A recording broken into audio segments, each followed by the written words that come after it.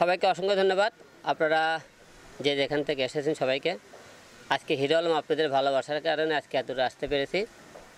মূলত যে কারণে আজকে আপনাদের সবাইকে ডাকা, আমি গতকাল আমাকে বিভিন্ন সাংবাদিক ফোন দিতেছে যে ভাই আপনার নামে কোর্টে নাকি একটা মামলা হয়েছে, আমি সঠিক জানি না।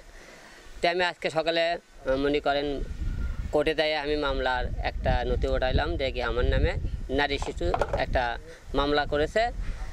মামলাটা নারী শিশু এবং ধর্ষণ মামলা করেছে, আপনারা সবাই দেখেছেন। তা আমার প্রশ্ন, যে ব্যক্তিটা আপনারা মামলা করেছে সেই ব্যক্তির কিছু কল রেকর্ড আপনারা সাংবাদিক ভাইরা সবাই নিয়ে যাবেন। তিনি কয়েকদিন আগে আপনাদের সামনে বলছে হিরো আলমের সাথে তার ভালো বন্ধুত্ব, তার মেয়ের সাথে ভালো বন্ধুত্ব, তাই সেই অনুযায়ী কিন্তু সে আমাদের বাসায় ছিল। তে আমার বাবা যখন অসুস্থ হয় সে 2 মাস সে 32 দিন সে ঢাকায় আমার বাবার সেবা করে এবং 2 মাস সে আমাদের বাসায় সে ভাড়া ছিল। ভাড়া থাকাকালীন আমার বাবার সাথে তার একটা ভালো সম্পর্ক, মেয়ের সাথে সম্পর্ক হয়, সেই অনুযায়ী সে আমাকে হসপিটাল ছিল। এখন তিনি যে আপনি বলেছে আমি তাকে ধর্ষণ করেছি, কয়েকদিন আগে মনে করেন বলেছিল সাংবাদিক সম্মেলনে, তাকে জিজ্ঞেস করেছিল যে আপনি হিরো আলমকে বিয়ে করেছেন কি না, করছে হ্যাঁ বিয়ে করেছি। তা বলছিল আপনি কাবিলনামা দেখান, সে কিন্তু কাবিলনামা দেখাতে পারেনি। করছে আপনি ডেলমোর করতো কথা 101 টাকা, তো 101 টাকা সেটাও কিন্তু বলাতে পারেনি। এখন যে ব্যক্তি একের পর যে গুজবগুলো ছড়াইতেছে, আর এই গুজব ছড়ানোর পিছনে 1 নম্বর মূল হাতি হলো রিয়ামণি বলতেছে, আর আমাকে ফোন করে বলে তুই আমাকে বাদ দিয়ে 10টা বিটি ছেলে নাচ গান করবো, তোর ব্যবস্থা করতেছি, তোরে 14 শিখে ভরে রাখবো। রিয়ামণি আমাকে মনিকে তার কাছে আটকানোর মতো কোনো রকম তথ্য প্রমাণ তার কাছে নাই, কারণ তাকে তখন ডিভোর্স দিয়েছে, সে আমাকে আটকাতে পারতেছে না। আর এবার ডিভোর্স তার নিজের ভুলের কারণে সে ডিভোর্স হয়েছে, এই কারণে সে যে আমার বিরুদ্ধে মামলা করবে তাও করতে পারতেছে না। তার যে মনে করেন কাগজ সেটা আমি তাকে বুঝিয়ে দিয়েছি। এখন মাঝখানে সে এই মেয়েকে খেলতেছে, এই মেয়ে একবার বলতেছে, মেয়ের নাম হল মিথিলা, আপনারা সবাই জানেন। এই মেয়েটা একদিন পর পরই সে লাইভ এসে কান্নাকাটি করে করতেছে, রিয়ামণি আর ওই 2 জন সাংবাদিক সম্মেলন করতেছে, সে অনেক কিছু বলতেছে দেখতেছেন। এখন প্রশ্ন হলো যে আমার মেয়ের বয়স হলো 13 বছর, 13 বছর আমার মেয়ের বয়স। সে আমার মেয়ে তো 13 বছর বয়স, সে তার বলতেছে তাই নাকি প্রেগনেন্ট ছিল। তো প্রেগনেন্ট ছিল কত মাসের, সাংবাদিক জিজ্ঞেস করছে 1.5 মাসের। কত 1.5 মাসের হলে আপনি প্রেগনেন্ট থাকেন, তো আপনি যে বাচ্চারা নষ্ট করলেন, আলম কি জানে? কয় না। আপনি কি গর্ভবতী হয়েছে? আলম জানে? কয় না। তে আলমের মেয়ে 13 বছর বয়স, সে তোমাকে বলো বাচ্চা নষ্ট করো, তুই বাচ্চা নষ্ট করলে কাক দিয়ে, কাক শুনে? তো আমার কথা হলো যে সে যে সমস্ত বক্তব্য দিতেছে যে রিয়ামণি তাকে দিয়ে এই চালটা খেলাইতেছে এবং সে মানুষের কথা উনিয়ে চলতেছে, আমার কথা আইন চাই, সাক্ষী প্রমাণ।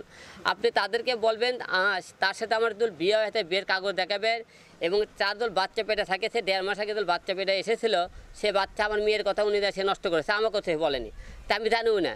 তো তার সাথে যে আমার শারীরিক কোনো সম্পর্ক থাকে সেই প্রমাণ আপনাকে দেখায়, কারণ ওই মেয়ে সম্পূর্ণ আপনাকে আমাকে হ্যারাসমেন্ট করার জন্য রিয়ামণি এই খেলার খেলতেছে। আর প্রশ্ন হলো যে আপনারা কয়েকদিন পরই আমি মিডিয়ার সামনে কথা বলতেছেন, এই যে আর আমার সম্মান কয়েকদিন পরে হয়রানি করার চেষ্টা করতেছে, অবশ্যই এদের বিরুদ্ধে একটা মানহানি মামলা অবশ্যই করবো। এরা তো এই তথ্য প্রমাণ করতে না পারে, রিয়ামণি এদের নামে অবশ্যই কিন্তু আমি মামলা করবো। মূলত কথা তারা আমার সম্মানটা হানি করার জন্য উঠে পড়ে লেগেছে আর কি। আপনাদের কাছে এই দুটো আছে, তারা যে আমার বিরুদ্ধে মামলা করেছে সম্পূর্ণ মিথ্যে বানোয়াট, এবং সে বলেছে মিডিয়াতে হিরো আলমের কাছে আমি কাজ করার জন্যই গেছিলাম, কাজ করে আমাকে নায়িকা বানানোর কথা কয়ে সে এই কথা বলছে। আপনি ভালো করে খবর নেবেন, ওই মিডিয়ার কোনো ব্যক্তি না, তার মনে করে স্বামী আছে, তার স্বামীর নাম হলো চমন, 2টা ছেলে সন্তান আছে ওই মেয়েটা, যে মেয়ে আমার সাথে বিয়ের কথা বলতেছে, এবং তাদের সেই মেয়ের স্বামীর সাথে মানবীমান চলাকালীন তার সাথে পরিচয় হওয়ার পরে জাহিদ নামে একটা ছেলের সাথে তার এরা পরকীয়া স্বামী ধরার পরে সেই জায়গার থেকে সে মনে সম্পর্ক হওয়ার পরে আমার মেয়ের সাথে তাদের সম্পর্ক হয়। আমার পরে ঢাকা শহরে থাকার জায়গা হয় না, তখন আমার মেয়ের সাথে আমার বাবা ভালোবাসে আমাদের বাসায় তারকে 2 মাস রাখে। 2 মাস রাখার পরে এখান থেকে তার জামাই আবার চাপ দিলে সে এখান থেকে ঢাকায় আবার চলে যায়, বাসা ভাড়া নেয়, সেখানে নিয়ে যাওয়ার পর মনে করেন আমার বাবাকে সেই সেবা করে। এখন যে আমার মেয়ের নামে যে মামলাটা করলো 13 বছর বয়স, পিপিআই ভাইকে সবাইকে বলবো যে আমার মেয়েদের এই 13 বছর বয়সে মেয়ের নামে মামলা করলো, এবং আমার মেয়ে তার 1.5 মাসের সন্তান, আমার মেয়ের কথা শুনে সেই সন্তান কেন নষ্ট করবে? এই সমস্ত এবং আমার যে সমস্ত লোকজন আছে, ছেলে মেয়ে এবং আমার বোনকে, তার বউকে, সবাইকে আসামি করেছে। আমার কথা তুমি হলে যে এখানে এতগুলো লোক আসামি করলে, এরা কে কোনো টাকা ছিল? তুমি বিয়ের কথা বলে তোমার বিয়ের কোনো সাক্ষী প্রমাণ আছে? তাহলে কেন তারা আমার এই সম্মান হানি করতেছে? আর সম্পূর্ণ একটা শ্রেণীর লোক আগে থেকে হিরো আলমকে হ্যারাসমেন্ট করার চেষ্টা করতেছে অনেকভাবে, কিন্তু অনেক টাইমে তারা পারতেছে না। না পারার কারণে তারা করতেছে কি, এই রিয়ামণি কালকে দেখবেন মনে করে লাখ লাখ টাকা, আজকে দেখবেন কালকে দেখবেন অনেক টাকা দেখাইতেছে আপনাকে। এই টাকাগুলো সম্পূর্ণ ফেসবুক ইউটিউব আমার এতদিন যে ফেসবুক ছিল তার কাছে আমি নিজের ফেসবুক না করে তার নামে যে ফেসবুকগুলো ইয়ে করছে সেই টাকাগুলো তোলা থেকে বাড়ি গাড়ি দেখায়। এবং সে বলে ঢাকা শহরে নাকি 6 তলা বাড়ি আছে, সম্পূর্ণ মিথ্যে কথা বলে। ঢাকা শহরে বাড়ি রাখে, আর 2 বোন বাড়ি ডান্স করে এবং মনে করছে আমার বাবা বিজনেস করে। ওর বাবা 2টা গরু কিনেছে, 2 বোন সে গরু চড়ায় বাইট বসতে, আর কয় হলে যে বিজনেস করে। সে এই দেশ মানুষের একটা বাকওয়াস কথাবার্তা বলতেছে, আমার নাকি সম্মানহানি করার চেষ্টা করতেছে। অবশ্যই এটার জন্য তাদের বিরুদ্ধে অবশ্যই আমি আগামীকাল ঢাকায় যাব, ঢাকায় গিয়ে তাদের বিরুদ্ধে ব্যবস্থা নেব। আগে যে মিথিল একটা বিষয়ে আপনি কি ভাবছেন? এই যে 15 লক্ষ টাকা তাকে আপনি বলতেছেন তাকে হচ্ছে ছোট পর্দায় নায়িকা বানানোর কথা বলে 15 লক্ষ টাকা ধার নিয়েছেন, এটা কতটুকু সত্য? আসলে ওই তো মিডিয়ার লোকই না, তাকে 15 লাখ টাকা সে তো মনে করেন বাসা ভাড়া দিতে পারে না। ঢাকা শহরে তখন বাসা নাই, তখন তো টাকার অবশ্যই আমার বাসায় আসে ভাড়া থাকতে, 15 লাখ টাকা সে পাবে কোথা থেকে? 15 লাখ টাকা দেখলে তো সে দিতে পারবে। আর 15 লাখ টাকা যেসব আপনাকে মিডিয়ার সামনে বলতেছি, 15 লাখ টাকা আমি তো নিয়ে থাকি, সাক্ষী প্রমাণ দেখাতে পারে তাহলে অবশ্যই 15 লাখ টাকা আমি দিয়ে দেবো, যে সাক্ষী প্রমাণ দিতে পারলে। যে কোনো জিনিসই যদি মনে করেন বিয়ের কথা বলতে পারে, সে বিয়ের কাগজপত্র যদি দেখাতে পারে তাকে আমি বউ হিসেবে গ্রহণ করে নেবো। সে যদি মনে করেন যে সমস্ত কথাবার্তা বলতেছে সে যদি প্রমাণ দিতে পারে, আমি আপনাদের মধ্যে কথা বলতেছি, আমি সব কথা আপনাকে আইন আদালতে যে শাস্তি হবে মাথা পেতে নেবো। আদল এই সমস্ত কথা সে প্রমাণিত না করতে পারে তাহলে কিন্তু তাদেরকে কিন্তু শাস্তি হতে হবে। ওরা মনে করে ধর্ষণ মামলা তো সোজা না, এখন ধর্ষণ মামলা সরকার নিয়ম করছে, কেউ তো মুখে ধর্ষণ করে ছেলেটা যত অপরাধী মেয়েরও তো এতটা অপরাধী। এখন সময় 2 জনের মনে করে খালি মামলা করলে না, মামলা তো অনেকে ধারা জানেন না। আলম ভাই, তাহলে আপনার নামে যে মামলা হলো, আপনার পরিবারের সদস্যদেরকেও আসামি করা হয়েছে, এখন এই মামলা তো তদন্ত দিয়েছে পিবিআই কে, তো আপনি কি নিজেকে তার মানে সম্পূর্ণরূপে নির্দোষ দাবি করছেন? অবশ্যই আইনের ওপর আমার আস্থা আছে, আদালতের উপর আস্থা আছে। আমার পরিবারের উপর যে তারা মনে করেন যে কথাগুলো বলেছে, পিপিআই অবশ্যই আমাদের এটা সম্পন্ন হলে দেয় সুষ্ঠু তদন্তদান করে। আরেকটি বিষয় জানার আছে, মানে কিছু মানুষ অনেকেই আপনাকে বলছে যে তাদের অভিযোগ ফেসবুকে লেখালেখি করছে যে আপনি এমপি হওয়ার স্বপ্ন দেখে এর আগে আওয়ামী লীগের একটি অঙ্গ সংগঠনেও যোগদান করেছিলেন, পরে সেটিতে আপনি অগ্রসর হননি, এখন আবার গতকালকে আপনি আমাদের যে বিএনপির যিনি চেয়ারপারসন তার দেশে আসাকে তাকেও শুভকামনা জানিয়েছেন। আপনি কি দল পাল্টাচ্ছেন কিনা, নাকি যখন যে দেশ তখন সে বেশ আপনি ধরছেন? একটু যদি ক্লিয়ার করতেন বিষয়। আসলে হিরো আলম শুরু থেকে কোনো রাজনৈতিক দলের সাথে যুক্ত ছিল না। আপনারা অনেক টাইমে অনেক জায়গায় দেখেছেন, আমরা আওয়ামী লীগের টাইমে যারা বাংলাদেশে যে সমস্ত সেলিব্রিটি আছে, নায়ক বলেন নায়িকা বলেন, তারা বিভিন্ন প্রোগ্রামে তাদেরকে কিন্তু টাকাতে নিয়ে দেওয়া হয়। বিয়ে বলেন, সেমিনার বলেন, আওয়ামী লীগের পার্টি বলেন, বিএনপির পার্টি বলেন, আমরা কিন্তু যে কোনো জায়গায় যাই। সেখানে দেওয়ার পরে আপনাদের মধ্যে অনেক লোক অনেক রকম প্রশ্ন করে, সাংবাদিক ভাইরা, যে আপনি যে আজ আওয়ামী লীগের আপনি একটা অনুষ্ঠানে এসেছেন, আপনি কি আওয়ামী লীগে যোগ দিয়েছেন কিনা? দিকে বিএনপির একটা কোনো প্রোগ্রামে গেলে কি আপনি কি আবার বিএনপির যোগ দিয়েছেন কিনা? আমরা তো আগে থেকে স্বতন্ত্র ছিল, হিরো আলম এখনও স্বতন্ত্র।